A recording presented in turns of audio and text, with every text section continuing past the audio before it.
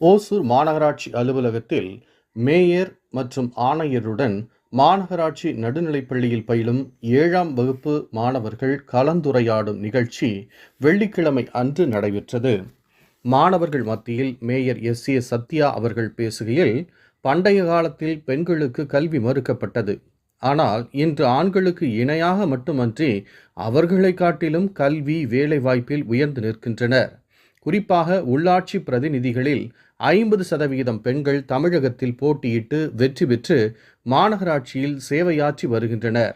ஓசூர் மாநகராட்சியில் 45 வார்டுகளில் 23 மகளிர், 22 ஆண்கள் என கவுன்சிலர்கள் உள்ளனர். தமிழகத்தில் மாணவர்கள் அனைவரும் கல்வி கற்க வேண்டும் என நேரடியாகவும் மறைமுகமாகவும் தமிழக அரசு உதவி செய்து வருகிறது.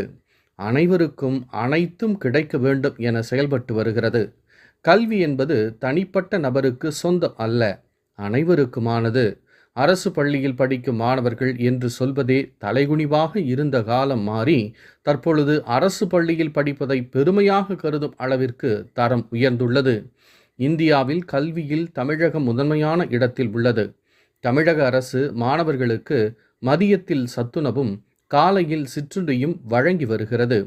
ஓசூர் மாநகராட்சி சார்பில் தமிழக முதல்வர் மு.க. ஸ்டாலின் உத்தரவின் பேரில் 35 மாநகராட்சி பள்ளிகளுக்கு 7000 மாணவர்களுக்கு காலை சிற்றுண்டி வழங்கி வருகின்றோம். புத்தகம், சீருடை, இலவச பஸ் பாஸ், கல்லூரிக்கு செல்லும் அரசு பள்ளி மாணவர்களுக்கு மாதம் 1000 ரூபாய் ஆகியவற்றை தமிழக அரசு வழங்கி வருகிறது.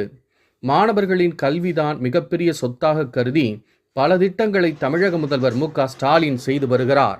மாணவர்கள் ஒழுக்கத்துடன் கல்வி கற்க வேண்டும். ஒழுக்கம் மிகவும் முக்கியம்.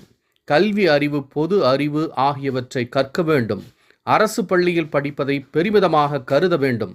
அரசு பள்ளி மாணவர்களின் பின்னால் ஓர் அரசாங்கமே உள்ளது என்பதை மாணவர்கள் நினைவில் கொள்ள வேண்டும். உயர்கல்வி பெற்றுவிட்டால் வாழ்க்கை மிகவும் சிறப்பான முறையில் அமையும். இதனால் உங்கள் குடும்பம் முன்னேறும், சமூகம் உயரும்.